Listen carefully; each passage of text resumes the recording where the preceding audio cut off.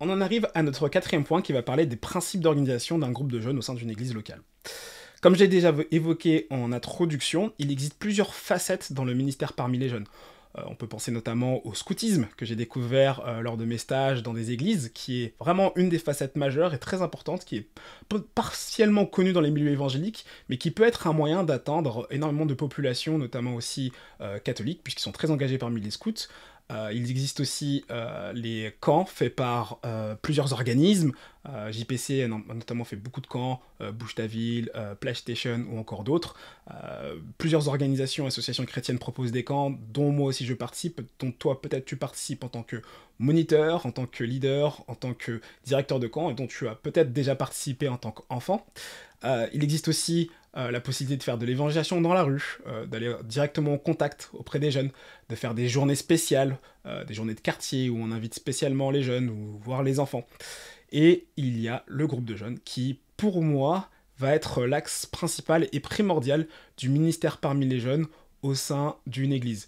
Alors, avec cette offre qui est pléthorique, on pourra malheureusement pas parler de l'ensemble des aspects du ministère parmi les jeunes dans ce cours, mais néanmoins, on va parler en tout cas du groupe de jeunes et comment l'organiser, comment en fait apporter l'évangile, comment communiquer auprès des jeunes, comment les accompagner en fait à la foi chrétienne. Et on va voir ça en fonction du type de jeunes qu'on peut rencontrer au sein de nos groupes et on va voir de quelle manière, en fait, en tant que responsable, notre responsabilité spirituelle peut être importante, notre engagement peut être important pour impacter la vie de ces jeunes. Alors pour ce cours, je suis tributaire d'un livre, le livre de Michel Castagno, que je vous recommande. Michel, avec qui j'ai travaillé pendant quelques années au sein d'une église locale. Ce livre s'appelle Guide du responsable de jeunesse. Et je tiens aussi à remercier Paul Évry, qui a été mon professeur à l'Institut biblique de Bruxelles, de m'avoir autorisé à vous partager quelques éléments du cours de ministère parmi les jeunes que j'ai suivi dans le cadre de mes études. Alors avant de commencer, avant d'aborder plus profondément la question d'organisation d'un groupe de jeunes, il faut tout d'abord commencer par faire un état des lieux. Et en faisant un état des lieux, on pourra aborder la question de la vision. Alors pourquoi faire un état des lieux ? C'est important de faire un état des lieux en partant des bases bibliques pour savoir en fait où en est le groupe de jeunes, où en sont les jeunes. Est-ce qu'ils croient en Dieu ou pas ? Est-ce qu'ils sont engagés ou pas ? Où en est leur foi ? Si on commence à mettre une vision, à mettre en place des choses, et qu'on ne sait pas en fait où en sont les jeunes, on risque de rater le coche, et de ne pas avoir des messages, et de ne pas donner des choses qui soient forcément adaptées à la population qu'on a en face de nous. Alors comment faire un état des lieux ? Comme j'ai déjà dit, il faut partir par des bases saines, par des bases bibliques. Quel est le but d'un groupe de jeunes ? Pourquoi est-ce qu'on se réunit tous les samedis, ou 2 fois par semaine, ou 1 fois par mois, ça dépend de la régularité du groupe selon les églises. Pourquoi est-ce qu'on fait ça ? Est-ce qu'on veut simplement occuper les jeunes dans nos églises ? Faire en sorte qu'ils ne partent pas de l'église quand ils vont grandir ? Ou est-ce qu'on veut avoir un but plus grand envers eux ?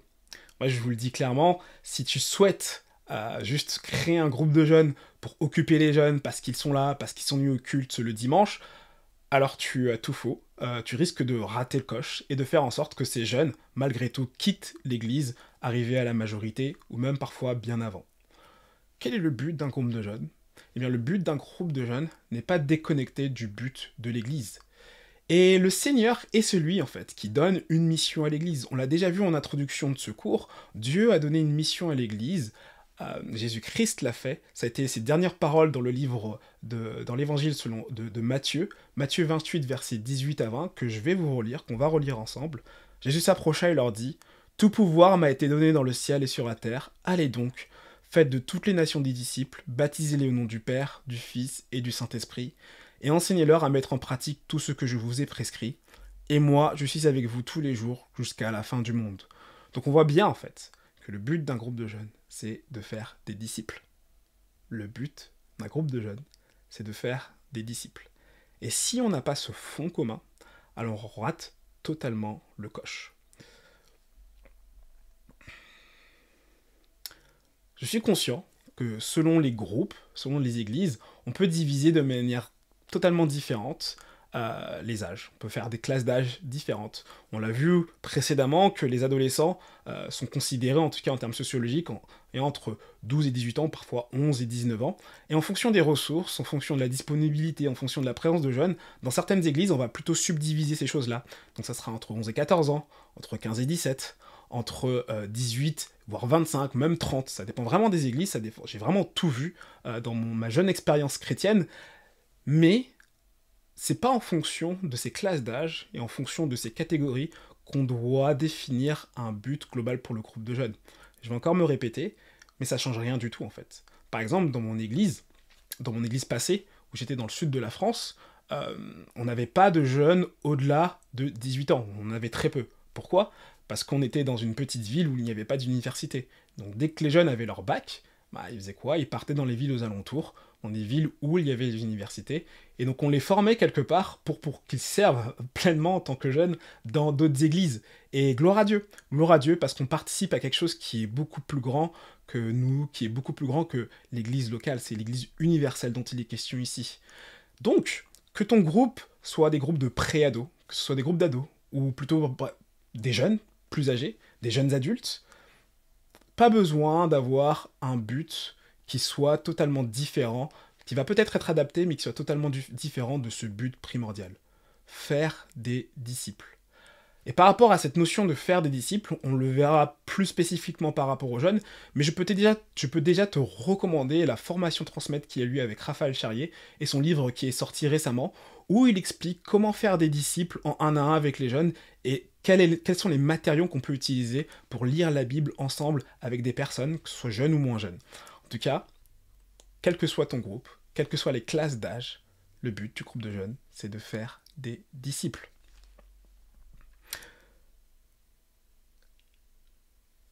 Le groupe de jeunes est l'extension de l'Église dans ce but. À mon avis, il ne faudrait pas en fait déconnecter le groupe de jeunes de l'Église. Malheureusement, ça peut dépendre de votre vision de l'Église, ça peut dépendre de votre vision du groupe de jeunes, mais pour moi, bibliquement parlant, le projet de Dieu, c'est l'Église, et le groupe de jeunes est comme une extension en fait de l'Église envers une classe d'âge en particulier. Donc dans ce but, il faut d'abord identifier où se situent spirituellement les jeunes du groupe. Alors on peut le faire en faisant un sondage anonyme, une sorte de Google Doc, où on va inviter les jeunes à y répondre pour savoir est-ce qu'ils croient pas, est-ce qu'ils se posent des questions par rapport à l'existence de Dieu ou ils se posent pas de questions, est-ce qu'ils luttent avec certaines choses, avec certaines conceptions, d'où viennent-ils, quel est leur background. Je pense que c'est important de le définir en faisant un état des lieux auprès des jeunes. Vous pouvez le faire aussi en intervenant directement auprès d'eux, vous pouvez directement aller les voir, leur poser des questions, aller interroger les personnes qui les connaissent depuis un certain temps. Je pense que c'est important d'établir des relations avec les parents, c'est des choses qu'on a vues et qu'on verra davantage. C'est important aussi d'établir de beaux contacts avec les jeunes. Vous pouvez le faire si vous sentez la liberté, si vous voyez que le groupe est plutôt homogène, simplement de poser des questions à main levée pour à peu près voir où en sont les autres. Si tu es déjà au sein d'un groupe depuis plusieurs années, je pense que tu es déjà alerte pour savoir quel est l'état spirituel de certaines personnes. Est-ce qu'ils sont engagés, est-ce qu'ils sont convertis ou est-ce qu'ils ne sont pas convertis ? Si jamais tu as un doute, sache qu'il ne faut pas avoir de doute. Si tu as un doute, c'est que tu te poses des questions par rapport à sa situation spirituelle, donc c'est que tu te demandes s'il est réellement converti, et donc dans ces cas-là, vaut mieux, par mesure de prudence, considérer que cette personne n'est pas réellement convertie ou qu'elle a encore du chemin à faire, que de croire que cette personne est convertie. Malheureusement, on a tendance à voir trop souvent le positif spirituel chez les jeunes, au lieu de voir en fait la réalité réelle de leurs conditions. Il faut être juste dans nos jugements, il faut vraiment être juste pour pouvoir leur apporter l'évangile, pour pouvoir apporter ce dont ils ont besoin, la nourriture spirituelle dont ils ont besoin. Dans son livre, Michel Castagno distingue 4 catégories de jeunes pouvant participer à un groupe. Première catégorie, ce sont les invités. Alors les invités, ce sont des personnes qui n'ont pas forcément de connaissances bibliques, c'est des personnes qui ont été invitées par, comme le nom l'indique, par des gens, par des jeunes, ça peut être les amis, ça peut être des membres de la famille, qui sont simplement là par curiosité, qui vont venir occasionnellement, tu risques de ne pas les voir souvent, mais ils sont présents et ils font partie plus ou moins de ce groupe. La deuxième catégorie sont les sympathisants. Alors les sympathisants sont des personnes qui viennent un peu plus régulièrement, qui sont intéressées par l'ambiance, qui sont intéressées par les jeux. Il y a beaucoup de... dans le groupe de jeunes, moi j'ai remarqué qu'il y avait beaucoup de personnes, lorsque il y avait une émulation, il y avait une ambiance qui commençait à se créer, des personnes qui venaient de temps en temps, lorsqu'ils avaient du temps libre, lorsqu'ils étaient en vacances, ils disaient «Ah bah tiens, il y a le groupe de jeunes de l'église, je sais que je vais y retrouver mes amis, ah tiens, il faut une sortie au laser game, il faut une sortie au bowling, je sais que je vais y aller», ce sont ce qu'on appelle des sympathisants. Ils vont pas forcément venir de manière régulière, ils sont pas non plus chrétiens, je pense qu'il faut pas les considérer comme tels, mais ils viennent de temps en temps. Et ça dépend aussi de leur situation familiale, en tout cas pour les invités et pour les sympathisants. Généralement, ce sont des personnes où soit les parents ne viennent pas du tout à l'église, ou soit viennent à l'église de façon occasionnelle, ne les encouragent pas, en tout cas, à venir au sein du groupe de jeunes. Donc voilà les deux catégories que j'appellerais non chrétiennes, divisées par Michel Castagno. Et il y a deux autres catégories qui sont chrétiennes. C'est les convertis, c'est des personnes, des jeunes, qui ont placé leur confiance en Jésus-Christ, qui, entre guillemets, ont fait la prière de conversion, c'est quelque chose qui arrive souvent, et c'est quelque chose peut-être qu'on reviendra plus tard, qui parfois se posent des questions, qui ont des doutes, justement. Ils se disent, bah voilà, j'ai prié à plusieurs reprises, mais je ne sais pas où j'en suis dans la foi, mais en tout cas, ils se considèrent vraiment comme chrétiens, ils croient en Dieu, ils croient en Jésus-Christ, fils de Dieu mort et ressuscité pour nos péchés. Je pense que c'est des personnes qui, si tu leur poses des questions par rapport à l'évangile, ils sont capables de plus ou moins y répondre, d'avoir plus ou moins les idées claires, mais peut-être qu'il manque quelque chose. Ils vont pas être engagés. Ils vont pas vivre la foi chrétienne telle qu'elle est décrite dans les évangiles. Ce seront des personnes qu'il faudra encourager au sein du groupe de jeunes à aller plus loin, à avancer et à leur montrer en fait tout ce que Dieu leur promet dans la Bible par rapport à cet acte d'engagement qu'ils ont pris. Et enfin, la dernière catégorie, ce sont les jeunes engagés. Ce sont des personnes qui brûlent pour le Seigneur, c'est des jeunes qui en veulent, c'est des jeunes qui proposent des choses, c'est des jeunes qui sont proactifs, c'est des jeunes qui vont demander spontanément le baptême, qui vont y réfléchir, qui vont faire des parcours de baptême, qui vont se faire baptiser et qui vont vouloir servir dans l'église. C'est des jeunes qui vont prier, qui vont lire la Bible, qui vont spontanément être actifs, vouloir, par exemple, être acteurs au sein du groupe de jeunes. C'est des jeunes, si on leur propose de faire des 1 à 1, ils vont être totalement ok avec ça. C'est des jeunes qui vont aller se connecter avec d'autres, faire des groupes de prière, bref, c'est des jeunes qui sont engagés et qui veulent servir le Seigneur. C'est probablement des jeunes aussi qui auront besoin en fait d'être challengés par rapport à leur foi, qui auront besoin en fait d'aller plus loin que simplement les bases de l'évangile, qui vont vouloir en apprendre davantage sur Dieu. Ça peut être aussi parfois des jeunes qui dans le futur seront des leaders de l'église. Et c'est important de le prendre en compte. Dans le cadre d'un groupe de jeunes, on forme les prochains leaders de l'Église. Alors, ça peut être des leaders actuels, sous différents types de formats, par exemple sur des sites web, je pense notamment à La Révolution, qui est dirigée par des jeunes, le site Jeunesse d'Évangile 21, ou ça peut être des leaders futurs, des futurs évangélistes, responsables d'église, responsables de groupes de jeunes, des pasteurs. C'est des personnes sur lesquelles il faut capitaliser, il faut oublier personne d'autre, mais bien sûr, ces jeunes engagés, il faut les encourager à progresser dans la foi chrétienne. On va pas enseigner les mêmes choses selon qu'on a un groupe occasionnel qui invite les jeunes du quartier, ou un groupe régulier où ce sont principalement des jeunes issus de familles chrétiennes.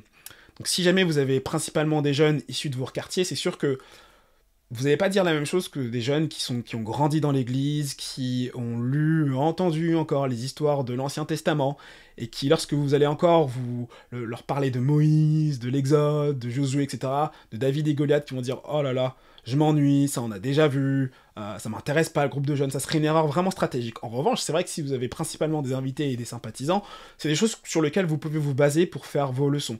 On y reviendra plus tard sur la forme que ça peut prendre, mais j'ai été confronté en fait, dans le cadre de mes études, dans le cadre de mes stages en tant que responsable d'église, j'ai été confronté à un groupe de jeunes où c'était une majorité d'invités et de sympathisants qui y participaient. Alors la vision de ce groupe de jeunes, je ne saurais pas malheureusement vous la définir, mais je sais qu'au moment où les responsables de l'église ont voulu impulser une vision davantage biblique, le groupe a implosé. Le groupe a implosé et malheureusement les jeunes ne sont plus venus. Alors je ne suis pas en train de dire qu'il ne faut pas créer de groupe de jeunes avec principalement des sympathisants et des personnes qui sont invitées, mais je suis simplement en train de dire que si on impose une vision biblique au groupe de jeunes, c'est sûr et certain, vous allez perdre des personnes. Vous allez perdre des personnes qui ne sont pas du tout intéressées par l'évangile. Et encore une fois, c'est pour ça que c'est important de fonder les bases. Quel est le but du groupe de jeunes? Le but, bien sûr, ultime de la vie humaine, c'est glorifier Dieu. Le but de l'Église, c'est d'accomplir le dessein du Christ. On l'a dit, Matthieu 28, versets 18 à 20. Le but du groupe de jeunes n'est pas déconnecté de la mission de l'Église. Mais c'est pas pour autant que je dénigre les groupes ou les structures qui se focalisent sur l'évangélisation auprès des personnes qui ne croient pas, auprès des personnes qui ne sont non atteintes, quel que soit le quartier, quelle que soit la ville où cela se passe. Ce que je suis simplement en train de dire, que qu'importe qu'on soit en présence de personnes qui sont majoritairement chrétiennes ou de personnes qui soient majoritairement non chrétiennes, le but ne doit absolument pas changer. Le but ne doit absolument pas changer. Ce serait vraiment fâcheux de croire que le groupe de jeunes peut proposer des divertissements qui vont aller au-delà de ce que le monde peut proposer. Le groupe de jeunes, c'est pas seulement des pizzas, des soirées jeux, des soirées cinéma. Le monde propose bien plus, et on peut pas aller contre le monde. Mais le monde ne propose pas une chose, l'évangile de Jésus-Christ. Et c'est ça qu'on doit apporter à nos jeunes. Donc, que ces jeunes soient convertis ou non convertis, qu'ils soient majoritaires ou minoritaires au sein de votre groupe de jeunes, n'oubliez pas d'apporter l'évangile de Jésus-Christ.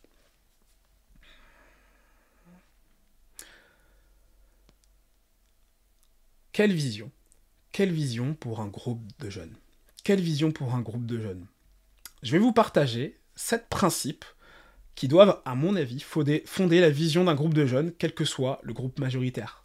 Et je remercie mon prof, Paul, pour ces 7 principes qui s'articulent autour de la question et la réponse suivante.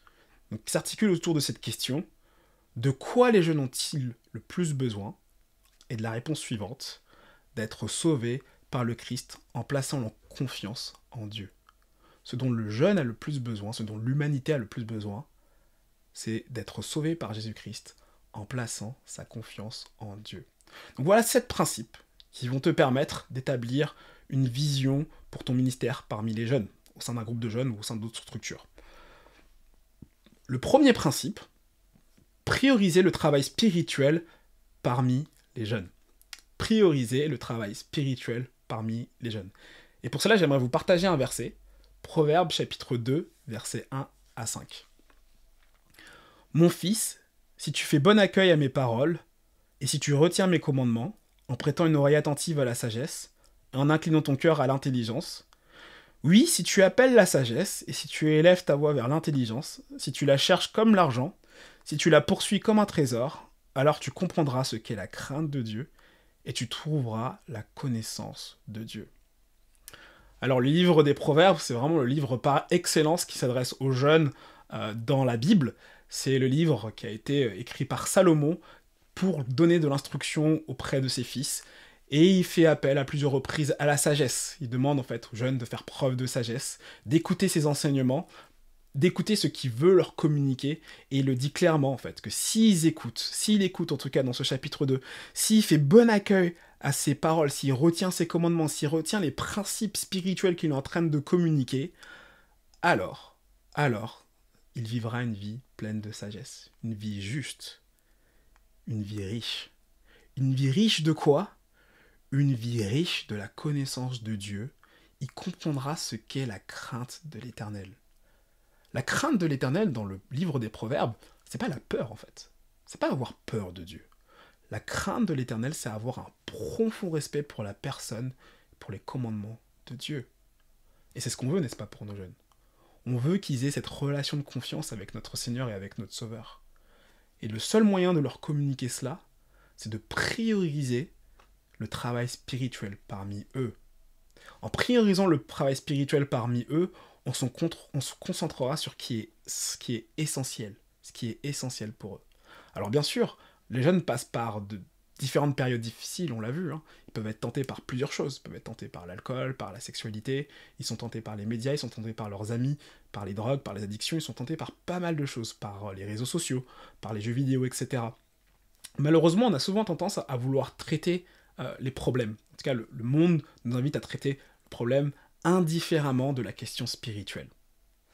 Ici, dans le livre des Proverbes, on voit des problèmes qui surgissent et qui sont actuels en fait. Les tentations sont actuelles, les tentations n'ont pas changé, elles prennent des formes différentes selon les époques, mais elles n'ont pas changé. Et voici ce que dit Salomon. Voici ce que dit le livre des Proverbes. Écoute les instructions que je te donne, afin que tu aies la crainte de Dieu. Si vous enseignez les jeunes de façon spirituelle, si vous vous concentrez sur leur vie spirituelle, alors de façon automatique, le Seigneur va travailler en eux de sorte à ce que ces tentations, de sorte à ce que leur comportement soit juste devant lui. On doit prioriser le travail spirituel parmi eux. Premier principe. Deuxième principe, prêcher Jésus-Christ crucifié et ressuscité. 1 Corinthiens 2, chapitre 2. Car j'avais décidé de ne connaître parmi vous rien d'autre que Jésus-Christ et Jésus-Christ crucifié. Ici, Paul s'adresse aux Corinthiens et leur fait le reproche de vouloir s'attacher à des discours de sagesse, à des choses qui rajoutent par rapport à l'évangile. Voici ce qu'il leur répond par rapport à ça.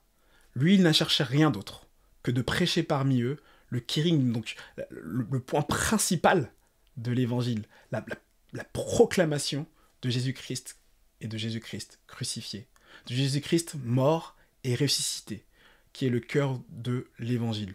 On veut, auprès des jeunes, prêcher Jésus-Christ, qui est notre salut, qui est notre Seigneur et notre Sauveur. Un groupe de jeunes, comme j'en ai vu malheureusement, qui ne prêchent pas Jésus-Christ, ce n'est pas vraiment un groupe de jeunes.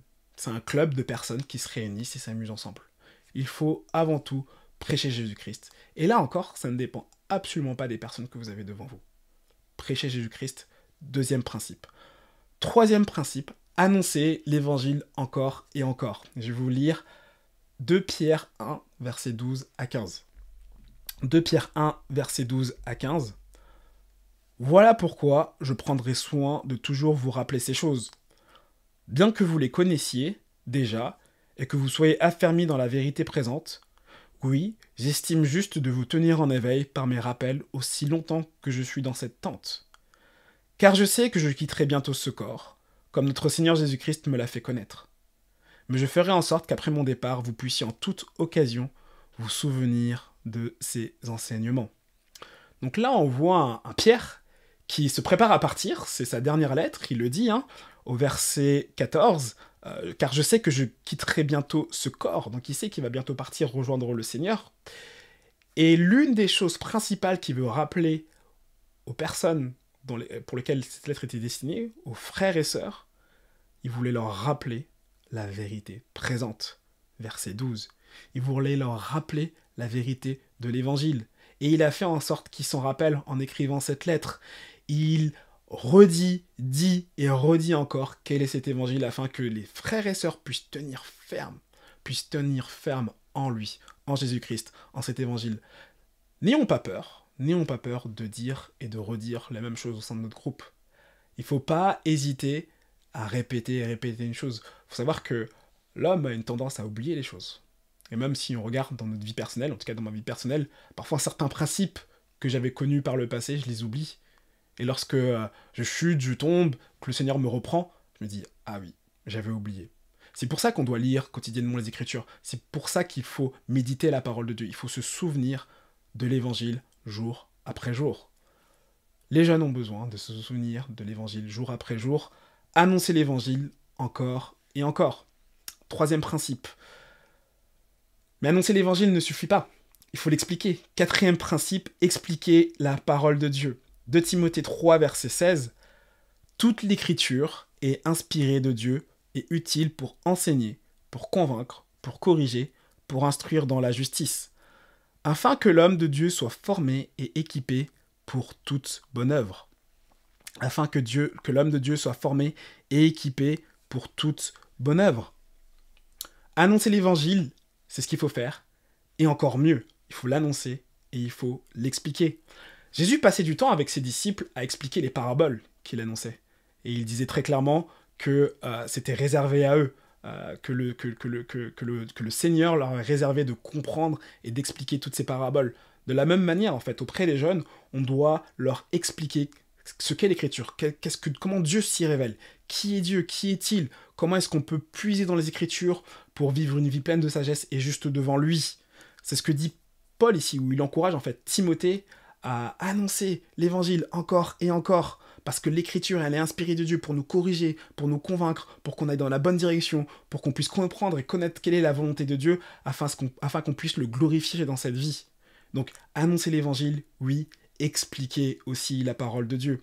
Alors bien sûr, ça demande du travail, en tant que responsable d'église, ça demande une certaine compétence, ça demande de se former.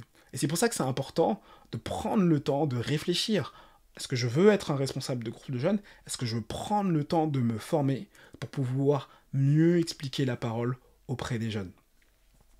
Donc ça, c'était le 4e principe. Maintenant, 5e principe, servir l'Éternel plutôt que l'éphémère. 1 Pierre 1, versets 23 à 25. Servir l'Éternel plutôt que l'éphémère. En effet, vous êtes nés de nouveau, non pas d'une semence corruptible, mais d'une semence incorruptible, grâce à la parole vivante et permanente de Dieu. Car toute créature est comme l'herbe sèche, et toute sa gloire comme la fleur des champs. L'herbe sèche et la fleur tombe, mais la parole du Seigneur subsiste éternellement. Cette parole est justement celle qui vous a été annoncée par l'Évangile. Ici, Pierre encourage les chrétiens à vivre selon les principes de l'Évangile, à obéir aux commandements du Christ. Et il le dit en leur rappelant leur statut, ce qu'ils sont. Vous êtes nés de nouveau. Et vous êtes nés de nouveau d'une semence incorruptible, de quelque chose qui ne va pas périr. Et il cite le livre d'Ésaïe pour montrer en fait que cette semence corruptible, c'est la parole de Dieu qui a été plantée en eux. Et cette parole de Dieu est éternelle. Notre but, en annonçant l'Évangile, en expliquant la parole de Dieu auprès des jeunes, c'est de servir l'Éternel, Dieu, et non pas l'éphémère, la vanité humaine. Servons Dieu en annonçant correctement l'Évangile de Jésus-Christ. 6e principe, répondre aux besoins réels et non aux besoins ressentis. Les jeunes ont énormément de besoins. Si vous leur demandez ce qu'ils veulent, ce qu'ils souhaitent, ce dont ils rêvent, vous allez avoir multitude de réponses selon le caractère, selon les envies des jeunes. Ça serait une erreur, à mon avis, de fonder son groupe de jeunes en fonction des désirs de chacun. Alors il peut avoir de bons désirs, comme par exemple faire des sorties ensemble, mais si vous les écoutez vraiment, vous allez passer très peu de temps autour de la parole. Alors que, on vient de le voir, le but du groupe de jeunes, c'est de faire des disciples, d'être fondés sur la parole. Comment faire ces distinctions entre besoins ressentis et besoins réels? Alors, je vous invite à lire une petite histoire dans l'évangile de Marc avec moi, Marc chapitre 2, versets 3 à 5. Marc chapitre 2, versets 3 à 5. Au vin lui amenait un paralysé porté par 4 hommes. Comme ils ne pouvaient pas l'aborder à cause de la foule, ils découvrirent le toit au-dessus de l'endroit où il se tenait et descendirent par cette ouverture, le brancard sur lequel le paralysé était couché. Voyant leur foi, Jésus dit au paralysé, « Mon enfant, tes péchés te sont pardonnés. » Alors cette histoire est surprenante, lorsqu'on lit pour la première fois, on se dit, mais waouh, Jésus, il y a un truc que t'as pas compris. Il y a des personnes qui font preuve d'une audace assez incroyable. Jésus était probablement dans une maison, en train d'annoncer, de prêcher l'évangile, et il y a des personnes il y avait une foule immense à l'extérieur qui était en train de l'écouter, en train d'entourer cette maison, c'était impossible d'y entrer, et il y a des personnes qui arrivent, en fait 4 hommes qui portent un malade sur un brancard, qui a entendu parler de Jésus-Christ, et qui se dit, waouh, il faut absolument que j'y aille, comme ça je suis sûr d'être guéri, et les obstacles ne nous ont pas empêchés, en fait, d'aller juste à Jésus-Christ. Il y avait la foule, ils disent, oh c'est pas grave, on va passer par le toit, il y a le toit, c'est pas grave, on va l'enlever. C'était des toits en paille, en fait, qu'on pouvait démonter pour remonter de manière assez facile, et on prend des cordes, on fait descendre le brancard du paralysé, on dit, ouais, c'est bon, enfin, Jésus est là, je vais pouvoir remarcher. Voici ce que dit Jésus, tes péchés te sont pardonnés. On dit, ah bon? Mais c'est pas ce qu'il demande. Lui, ce qu'il veut, c'est remarcher. Distinction entre besoin réel et besoin ressenti. Bien sûr, Jésus utilise cette histoire dans un but polémique. On verra après, si vous regardez le contexte, il le fait exprès par rapport aux pharisiens qui étaient là, pour montrer en fait son autorité de pardonner les péchés. Bien sûr, il fait des miracles, mais Jésus a avant tout une autorité pour pardonner les péchés. Ce qui choque les pharisiens. Le besoin ressenti de cet homme paralysé, c'était de nouveau marcher, de cet homme infirme d'être à nouveau viable, de pouvoir à nouveau utiliser ses jambes. Mais Dieu, Jésus-Christ, a regardé aux besoins réels et non aux besoins ressentis. Le besoin profond de cet homme, avant de marcher, c'était d'être sauvé de ses péchés. Soyons vraiment attentifs, mes amis, aux besoins profonds de nos jeunes. Alors on peut les écouter par rapport aux besoins réels, même nous en fait. On a des besoins qui sont ressentis, on peut les écouter par rapport à ces besoins ressentis, mais nous on a des besoins ressentis. Finir le mois de manière correcte, pouvoir faire des projets, des besoins ressentis par rapport au groupe de jeunes, faire en sorte que le groupe de jeunes puisse grandir, etc. Notre besoin réel, c'est d'avoir Jésus-Christ comme Seigneur et Sauveur. C'est ce qu'on veut pour ces jeunes. Qu'ils soient conscients, en fait, de leurs conditions spirituelles s'ils ne sont pas convertis, qu'ils soient conscients, en fait, qu'ils vont faire face à la colère juste de Dieu par rapport à leurs péchés. Ce qu'on veut, en fait, c'est qu'ils se rendent compte qu'ils ont besoin de Jésus-Christ. Le but du groupe de jeunes, c'est d'annoncer cet évangile et de montrer que Jésus-Christ est ce dont ils ont besoin pour tout. Pour tout. C'est important de leur dire.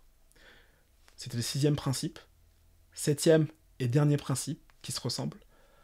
Considérer les besoins et non les souhaits. C'est à peu près la même chose. On a des besoins ressentis, on a des besoins réels, mais là il faut considérer non pas les souhaits, ce que souhaitent les personnes. Je veux devenir riche, je veux que ma famille se réconcilie, ce qui peut parfois être de bons souhaits, mais il faut considérer ce dont la personne a réellement besoin. Et pour ça, encore une autre histoire. 1 Roi 19, versets 3 à 8. 1 Roi 19, versets 3 à 8. Voyant cela, Élie se leva et partit pour sauver sa vie. Il arriva à Beer-Shéba, une ville qui appartient à Juda, et il y laissa son serviteur. Quant à lui, il marcha toute la journée dans le désert, puis il s'assit sous un genêt, et demanda la mort en disant « C'est assez. Maintenant, Éternel, prends-moi la vie, car je ne suis pas meilleur que mes ancêtres. » Il se coucha et s'endormit sous un genêt. Voici qu'un ange le toucha et lui dit « Lève-toi et mange. » Élie regarda, et il vit à son chevet un gâteau cuit sur des pierres chauffées, ainsi qu'une cruche d'eau. Il mangea et but, puis se recoucha. L'ange de l'Éternel vint une deuxième fois, le toucha et dit « Lève-toi et mange, car le chemin est trop long pour toi. » Il se leva, mangea et but. Puis, avec la force que lui donna cette nourriture, il marcha 40 jours et 40 nuits jusqu'à la montagne de Dieu, jusqu'à Horeb. Alors, point important dans le ministère d'Élie, le Tishbite, Élie qui fut confronté à une forte opposition dans le royaume du Nord en Israël de la part de Akab, l'un des pires rois, et la reine Jézabel, si ce n'est l'archétype de l'opposition envers l'évangile, envers Dieu dans l'Ancien Testament. Donc il est découragé, parce qu'il vient de vivre une réelle victoire, une démonstration de force de la part de l'Éternel, où Dieu en fait a brûlé un sacrifice rempli d'eau, et où les serviteurs de Baal, une divinité de l'Ancien Testament, n'ont rien pu faire. Malgré tout, Jézabel veut le tuer. Il pensait pouvoir revenir à Samarie avec les honneurs, être accepté, qu'il y ait une énorme réforme, que le peuple d'Israël se tourne majoritairement vers Dieu. Eh ben non, c'est pas du tout ce qui se passe. On veut le tuer, on veut prendre sa vie. Élie est totalement découragé, il est totalement désespéré. Voilà qu'il est obligé de fuir. Et c'est là où on arrive au verset 3. Il a vu qu'on voulait le tuer, donc il en arrive à fuir. Totalement découragé, voici ce qu'il demande. Voici son souhait. Son souhait, c'est que Dieu le tue. Il en a marre. Il est en dépression. Il en peut plus. Ça peut arriver qu'on discute avec des jeunes et que certains jeunes aient des souhaits qui soient moroses, qui soient en fait très mauvais. Des souhaits qui sont profondément marqués par leur histoire. Des jeunes qui vont vous partager des histoires lourdes et qui vont dire « personne ne m'aime, tout le monde me déteste ». Et des souhaits qui vont en fait manifester leur nature humaine, pécheresse. Et c'est ce que fait Élie en fait. Est-ce que Dieu l'écoute? Est-ce que Dieu le tue? Non. Dieu connaît ses besoins et il va y répondre. Il lui donne à manger. Il le revigore pour qu'il aille à la rencontre de Dieu. Et lorsqu'il ira à la rencontre de Dieu, Dieu va à nouveau le rétablir, va l'encourager pour qu'il continue, pour qu'il termine son ministère. Parfois, lorsqu'on discute avec des jeunes, ils ne sont pas conscients que Dieu prend soin aussi de leurs besoins. Alors on a parlé précédemment des besoins ressentis et des besoins réels, ça ne veut pas dire que Dieu ne prend pas soin de nos besoins. Bien au contraire, Dieu prend soin de nous. Il nous écoute, et parfois en fait, ces besoins sont contraires à nos souhaits. C'est nous, en tant que responsables, de distinguer ce dont le jeune souhaite, mais ce dont il a réellement besoin. Peut-être que simplement le jeune a besoin d'être écouté. Peut-être que le jeune a besoin qu'on lui parle, qu'on fasse attention à lui, qu'on l'estime dans sa personne, qu'on prenne du temps avec lui. Il faut être à l'écoute, il faut considérer les besoins des jeunes et non leurs souhaits. Encore une fois, agir de cette manière, donc avec ces 7 principes, c'est risquer de perdre les invités et les sympathisants. Des personnes qui ne sont pas chrétiennes et qui viennent dans le groupe de jeunes pour une certaine ambiance. Mais c'est aussi le seul moyen de faire que ces invités et ces sympathisants deviennent des personnes qui croient en Jésus-Christ, deviennent des convertis, et que ces convertis deviennent des personnes engagées. La jeunesse, c'est une ressource vive pour l'Église, que le diable cherche à arracher par tous les moyens, par le monde, par les médias, par les influences amicales. On voit que les jeunes passent de plus en plus de temps sur leur téléphone, par TikTok, par Instagram. Il y a une pléthore de choses qui sont proposées aux jeunes. Malheureusement, on n'arrive pas à lutter contre. On n'arrive pas à leur proposer du contenu chez eux pour qu'ils regardent et soient, imbibés de choses spirituelles et qu'ils aient envie de grandir. En revanche, le diable y arrive très bien. Il y arrive très bien, cependant, l'évangile, mes amis, et ça, on doit le croire par la foi, l'évangile est la puissance de Dieu pour le salut de quiconque croit. L'évangile est la puissance de Dieu pour le salut de quiconque croit, Romains 1, verset 16. Et ça doit être un moteur pour notre vie. Ça doit être un moteur pour la vie des jeunes, ça doit être un moteur pour le groupe des jeunes. Par la foi, on va croire qu'en appliquant ces principes bibliques, le Seigneur va agir et va transformer le cœur des jeunes et va faire en sorte que ces jeunes se convertissent. Dieu est souverain sur tout. Dieu est souverain sur tout, même sur la composition d'un groupe de jeunes. Dieu est souverain sur la composition d'un groupe de jeunes. On ne choisit pas son église. On ne choisit pas, les membres de l'église. On peut choisir son église, mais on ne choisit pas qui vient à l'église. On ne choisit pas le caractère des jeunes. On ne choisit pas le comportement. Mais Dieu est souverain sur toute chose. Et s'il a placé ces jeunes dans votre groupe, c'est peut-être pour que vous travaillez avec eux selon ces 7 principes pour leur annoncer l'évangile. Il m'est déjà arrivé de faire un groupe de jeunes avec 5 personnes. Et parmi ces 5 personnes, il y avait 2 jeunes et 3 responsables. Ça peut être décourageant. On se dit, qu'est-ce qu'on fait là en fait, ça sert à rien, on veut atteindre le plus de personnes possible et il n'y a que 2 jeunes. Mais ça a été un temps particulièrement béni où on a respecté les principes expliqués précédemment. Et quelques mois plus tard, ce groupe de jeunes qui parfois était fluctuant en fait, on est même parfois arrivé à 20. Dieu est souverain. C'est lui qui fait croître, qui fait grandir son église. C'est lui qui fait croître et qui fait grandir le groupe de jeunes. On doit placer sa confiance en lui et ne pas transiger par rapport à ces principes bibliques d'annonce de l'évangile.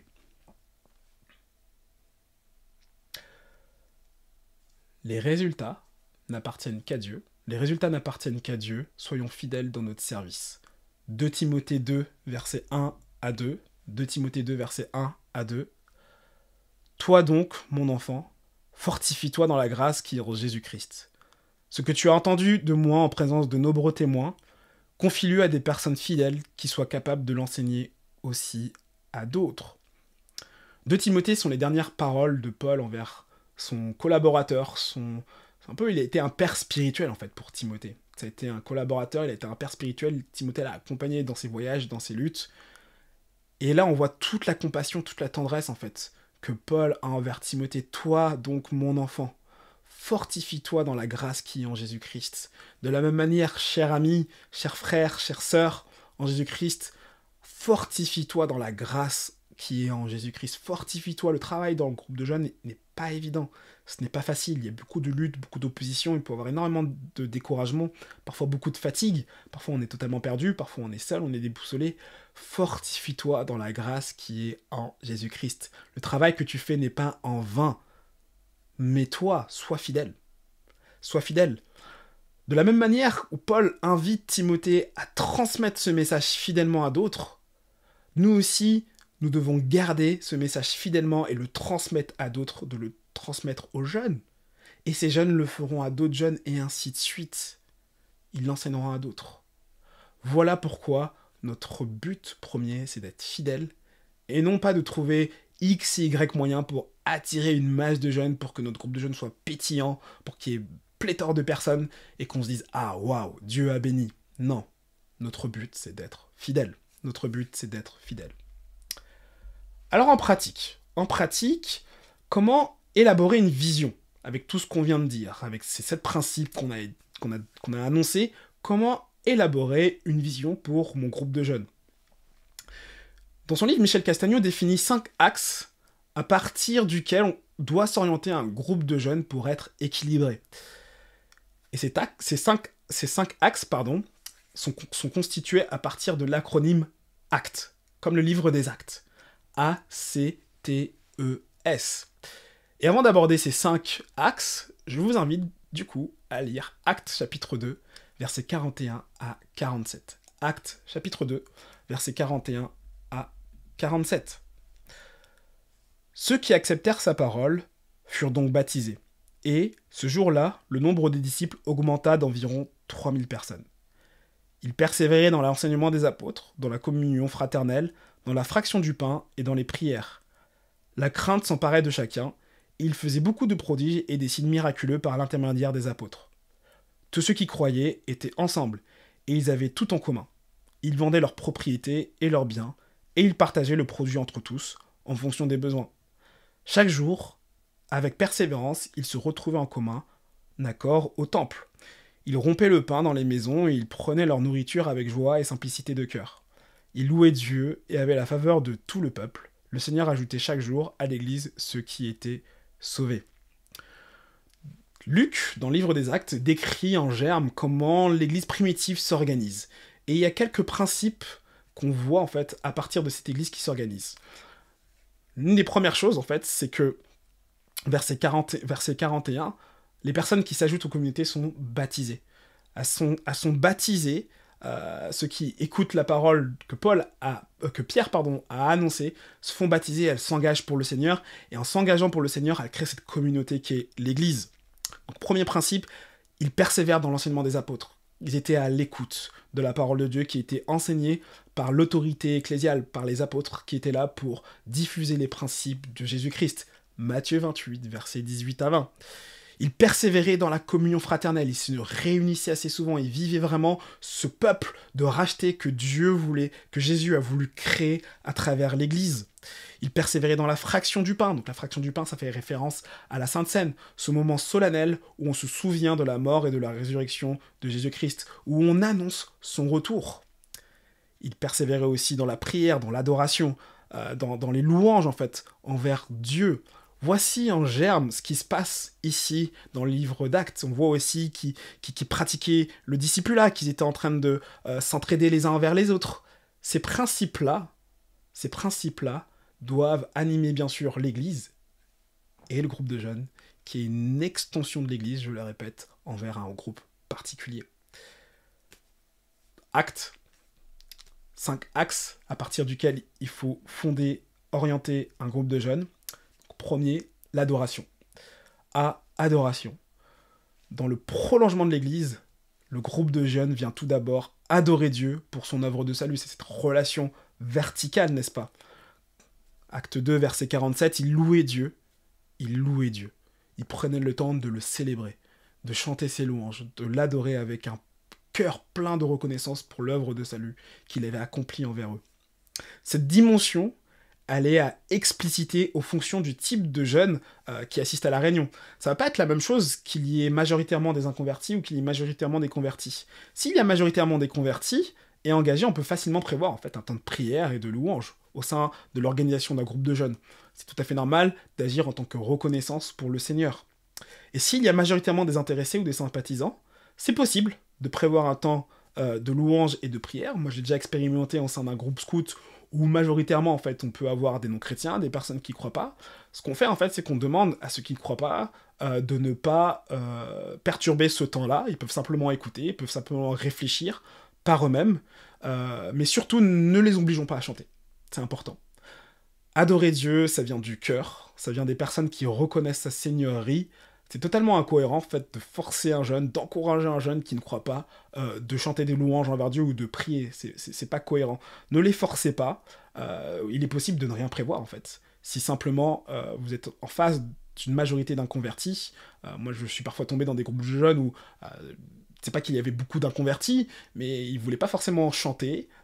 Du coup, on a arrêté de chanter, c'est pas grave.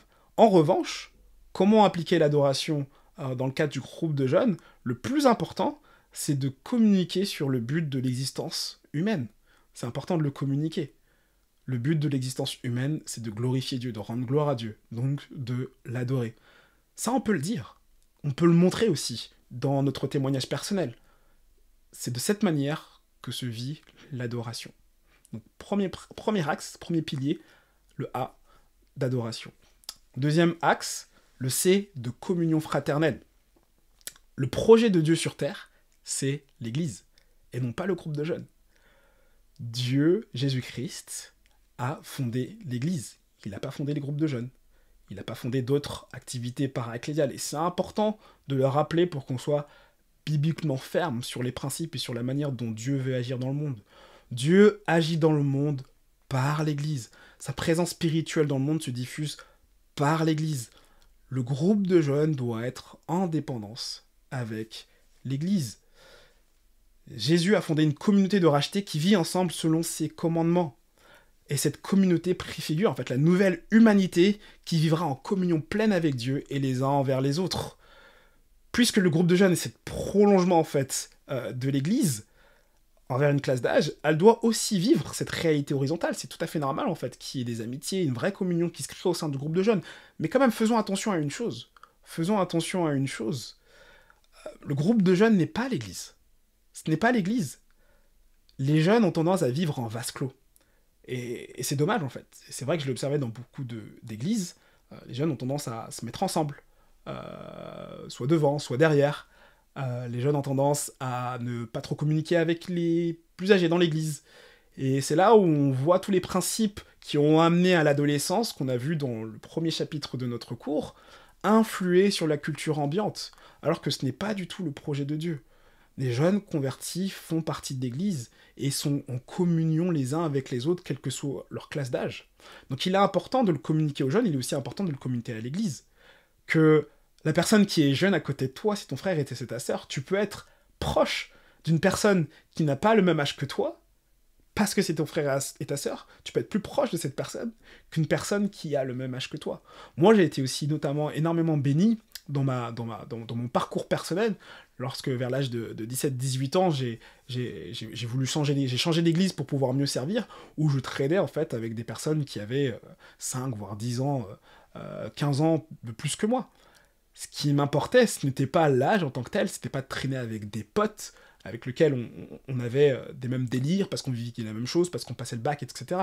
Ce qui m'importait, c'est de vivre cette communion fraternelle des personnes qui sont rachetées et qui veulent servir et aimer le Christ du plus profond de leur cœur. Donc c'est important de le vivre au sein de l'Église, au sein du groupe de jeunes, c'est important cet aspect de communion fraternelle. S'il y a une majorité de sympathisants et d'invités, vivre la communion fraternelle n'est pas possible. La communion fraternelle, c'est un aspect exclusif à ceux qui sont rachetés par Jésus-Christ. Et ça, c'est important de le dire. Malheureusement, souvent, dans certaines œuvres, on va mettre un accent sur l'amour qu'on doit porter envers les gens du dehors, et c'est tout à fait normal, en fait, d'avoir un amour envers les gens du dehors, au détriment de l'amour qu'on doit avoir les uns envers les autres. La communion fraternelle n'est possible qu'entre personnes qui appartiennent au peuple de Dieu. Donc n'essayez pas de vivre la communion fraternelle si vous avez une majorité de personnes qui ne sont pas converties. En revanche, vous pouvez leur montrer ce qu'est la communion fraternelle.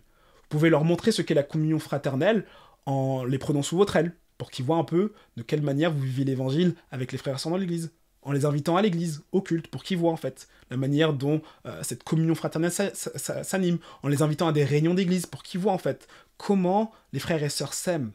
Et par expérience, je sais qu'il y a beaucoup de témoignages de personnes qui se sont converties en étant intriguées de la manière dont des personnes qui sont de milieux sociaux totalement différents, qui sont d'ethnies totalement différentes, qui sont d'origines totalement différentes, s'aimer, s'entraider et vivre cet amour fraternel au sein de l'Église. C'est important de le montrer aux jeunes. Il faut casser, à mon avis, cette influence culturelle du groupe de jeunes, des adolescents qui sont un groupe social à part, qu'on ne comprend pas et qui doivent vivre les choses ensemble. Ah, c'est les jeunes. Non, pas du tout. Il faut vivre la communion fraternelle avec les jeunes convertis et encourager les jeunes inconvertis à voir ce qu'est la communion fraternelle. Donc deuxième pilier, communion fraternelle. Troisième pilier, le T, témoignage ou évangélisation. Et bien cette partie fait directement référence à Matthieu 28, versets 18 à 20, dont on a déjà parlé en long et en large, je n'ai pas envie de revenir encore dessus. J'ai pu expérimenter la croissance des groupes de jeunes grâce au témoignage, grâce à l'évangélisation de jeunes. En fait, de mon expérience, je pense avoir ramené très peu, voire pas du tout, de jeunes au sein du groupe de jeunes. La croissance, en fait, a été faite par les jeunes eux-mêmes. Les jeunes qui parlaient à leurs amis, qui témoignaient simplement, en fait, de ce qu'ils vivaient les samedis soirs, et qui leur disaient « Viens et vois, viens et vois ». Et ces jeunes sont venus, ont vu, et beaucoup d'entre eux se sont convertis, se sont fait baptiser. Je suis en contact avec l'un d'entre eux qui qui a été baptisé au mois de janvier, et ça me réjouit, en fait, de voir, en fait, que tous ces ministères ce ministère parmi les jeunes permettent de rentrer en contact avec des personnes avec qui on n'aurait jamais eu de contact. Donc l'évangélisation, le témoignage est une œuvre primordiale, importante. Si jamais vous avez un groupe de personnes qui sont principalement issues de familles chrétiennes, qui connaissent l'évangile depuis qu'ils sont petits, etc., vous pouvez les inviter simplement à venir avec leurs amis. Viens avec ton ami, viens avec le membre de ta famille, viens avec ton pote au lycée, viens avec ton collègue à l'université, viens avec ton ami au collège. Allez, viens et vois, et pour que cette personne puisse voir. Si jamais vous êtes en présence de groupes où il y a majoritairement des inconvertis, bah, c'est l'occasion d'annoncer l'évangile, de le redire encore et encore. Et là, je fais référence aux 7 priorités, aux 7 principes qu'on a vus précédemment. Et enfin, dernier axe, enseignement. Les premiers chrétiens, on l'a vu ensemble, ils se réunissaient pour écouter les apôtres. Le groupe de jeunes est une occasion d'enseigner la parole de Dieu en adaptant la forme aux jeunes. Et ça, on y reviendra.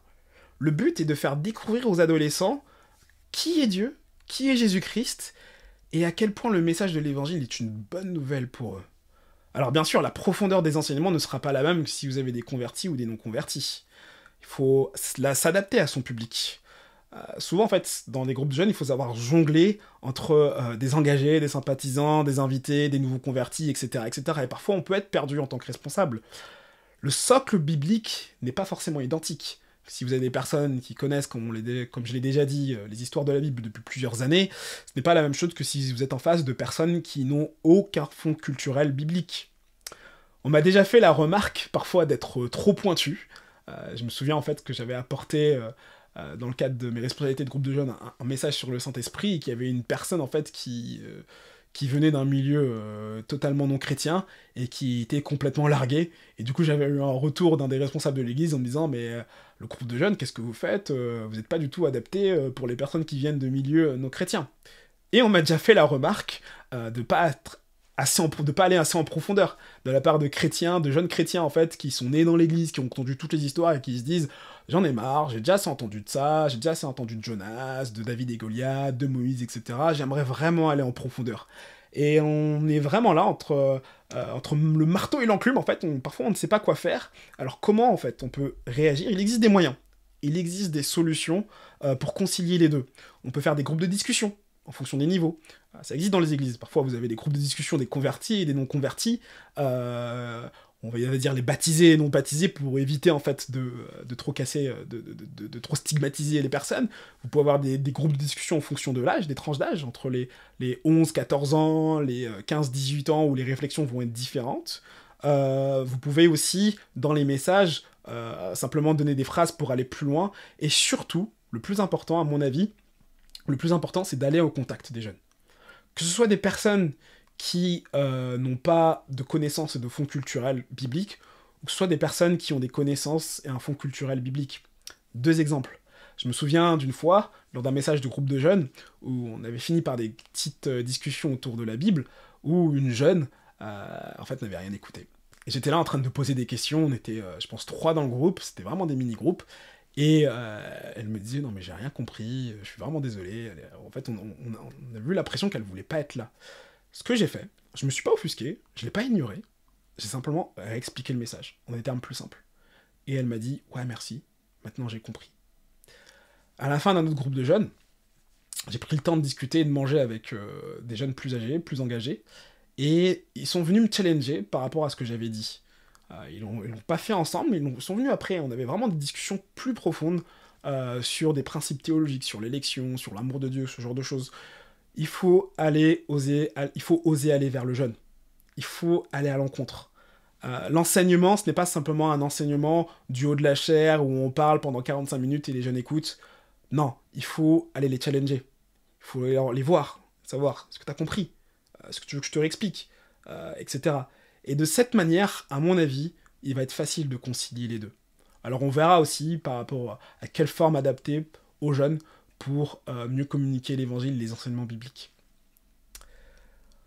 Enfin, acte, donc A-C-T-E-S, dernier principe, dernier axe, dernier pilier au sein d'un groupe de jeunes, le service. Éphésiens 2, verset 10 nous dit, en réalité, c'est lui qui vous a fait. Nous avons été créés en Jésus-Christ pour des bonnes œuvres que Dieu a préparées d'avance, afin que nous les pratiquions.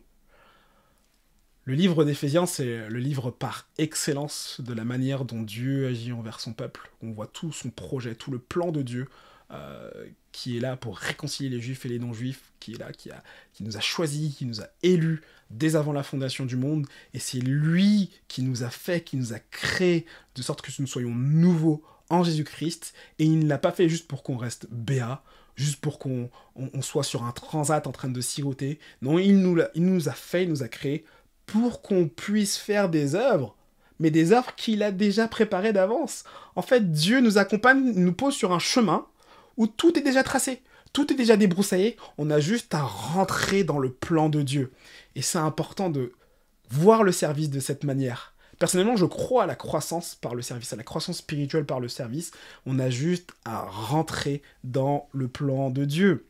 Dieu nous sauve pour que nous rejoignions son œuvre dans le monde. En fait, il prend plaisir à choisir des personnes imparfaites, à des instruments qui sonnent faux, pour accomplir son œuvre.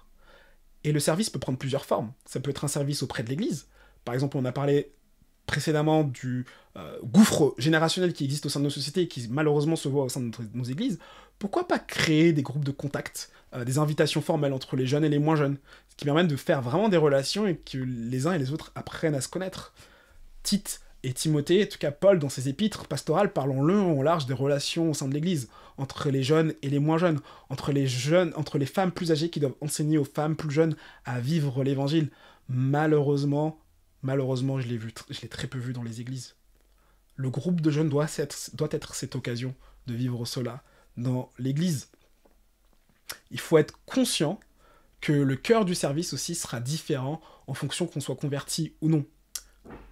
Éphésiens 2, verset 10 parle des personnes qui ont été converties, que Dieu a préparées d'avance. Une personne qui n'est pas convertie, ces œuvres-là ne sont pas préparées d'avance, malheureusement.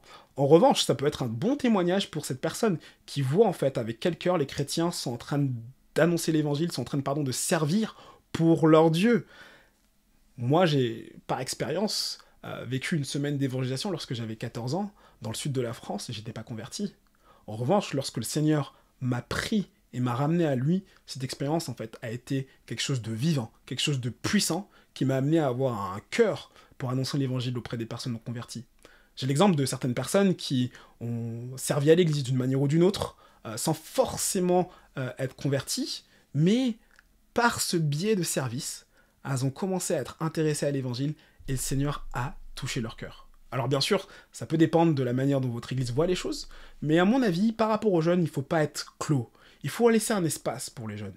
Il faut laisser un espace pour qu'ils puissent utiliser leurs dons, utiliser ce que Dieu leur a fait, ce que Dieu leur fait, ce que Dieu leur a donné pour servir l'Église. Ils peuvent être des aides au sein du ministère parmi les enfants. Ils peuvent être des aides pour le service auprès de la Sainte Seine.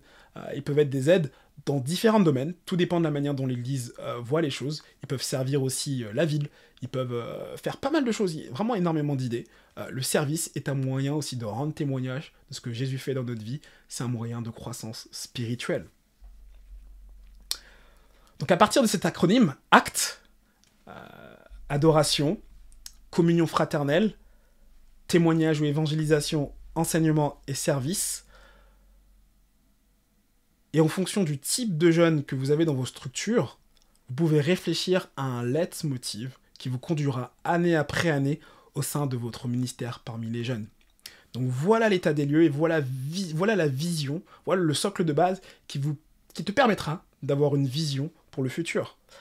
Donc le leitmotiv, par exemple, ça peut être, j'en ai fait un, Michel Andonin dans son livre, découvrir Jésus à travers le témoignage des évangiles afin de vivre l'amour fraternel et le service envers mon prochain. Et ce leitmotiv, en fait, montre l'ensemble des axes et des priorités qu'on doit mettre en place au sein du groupe de jeunes. Voilà pour ce qui est de l'état des lieux et de et de ce qui est de la vision.